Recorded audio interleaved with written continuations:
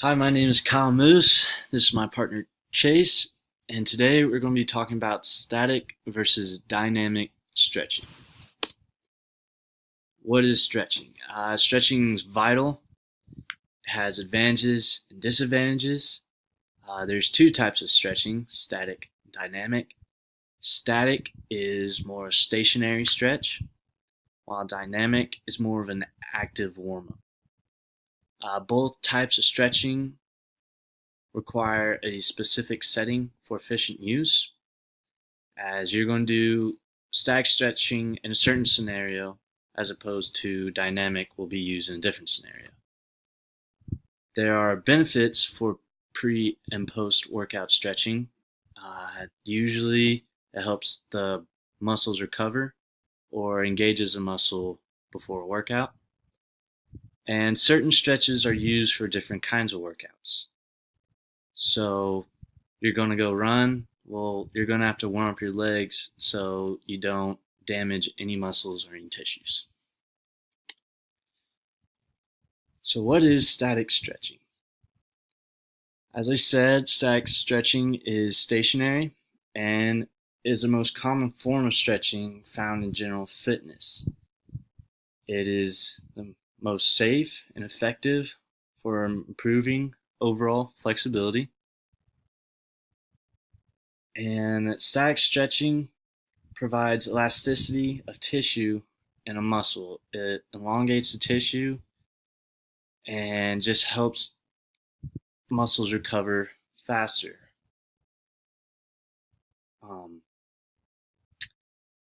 Static stretching is important for lengthening or relaxing a tight overused muscle, and you will do this in a post-workout scenario. So you're done running and your body needs to recover. Well, the safest way for the body to recover, which will also help improve the muscle, is to do static stretching. So your hamstrings are tight, so you could do toe touches, or you could sit down and just find a way to isolate your hamstrings. Dynamic stretching. It is the ideal core warm-up. It is active movements of the muscle that are not necessarily a stretch, but they're not held in a position. It raises the body temperature and increases your heart rate, and it gets the blood pumping throughout the body, which will then activate your muscles, and it helps prepare your muscles for specific movements. So this is very important for athletes before they go perform in their sport. It's important to do dynamic stretches so that they don't injure themselves or pull any muscles. So dynamic stretching is very important for pre-workout exercises.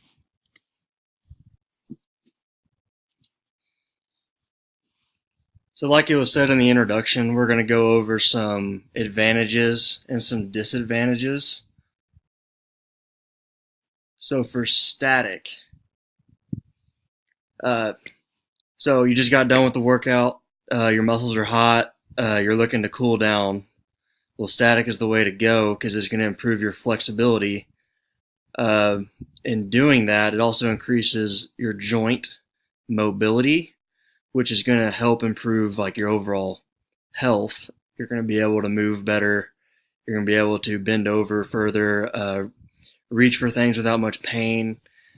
And also, it's going to reduce that post-workout soreness you may feel for the next couple of days if you stick to static stretching, get that tension out of there.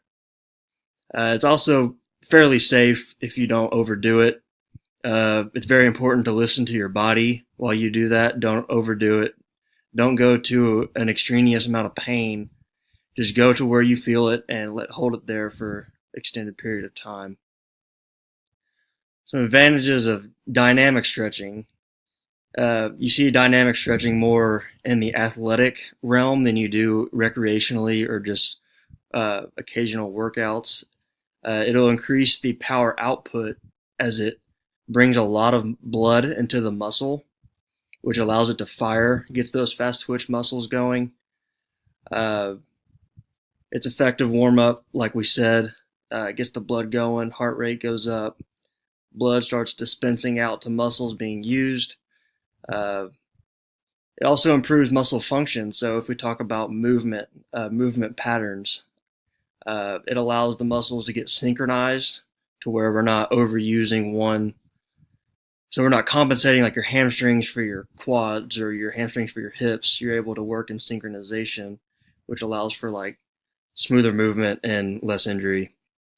It's a great way to get muscles, blood, and it'll also improve your range of motion and flexibility as well, lengthening those muscles out for a short period of time at a fast rate. There's also some disadvantages to both of these. A lot of times you see these disadvantages when they're not used at the right time or not proper. A lot of times no supervision for younger people.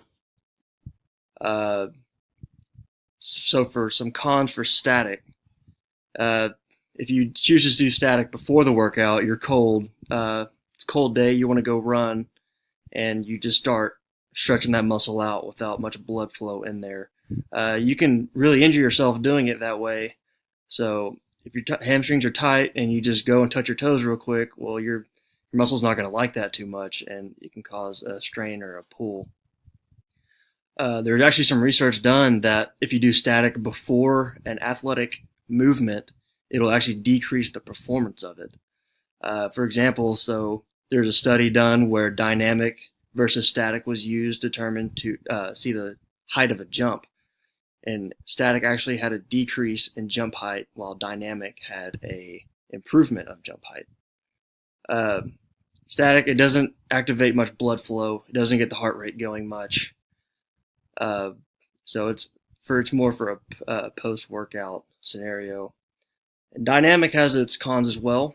If you have lingering pains, joint pains, and you just hop into dynamic stretching, such as high knees or whatever, without much knowledge, it can amplify those aches and pains.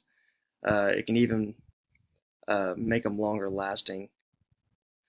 If you don't know how to do them, you get real unrelaxed and jerky about it. You can really hurt yourself doing it that way too. So the key here is just to listen to your body and understand what you can and cannot do. So the time and place to perform static or dynamic stretching. So like we said, static is primarily used for a post-workout condition.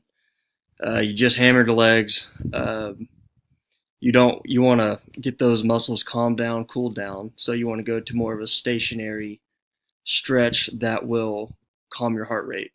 So in doing that, say you did some hamstrings, you want to touch your toes for about 10 to 30 seconds. Just make sure you're breathing and allowing those muscles to properly cool down. And it can isolate a group, so you hammer upper body, you can do upper body stationary stretches to relieve the tension. Dynamic is before the workout, before an athletic event, things like that. It's active, you're constantly moving, so things like high knees, you can do Frankenstein toe touches, hip mobility. It really gets those muscles going, gets the blood in there, gets the movement patterns down. So it's very ideal for a pre-active exercise. These are usually measured out in distance instead of time. So 10 to 20 yards is usually a good key indicator. Again, just listen to your body, understand what you can do. So to sum it all up, both these styles are great. They both have their purpose, but they both can damage you if not done properly. Dynamic is for pre, static is best for post. They both improve athletic performance in athletes, but also general health among populations. So it's definitely suggested that stretching be incorporated into your workout routine.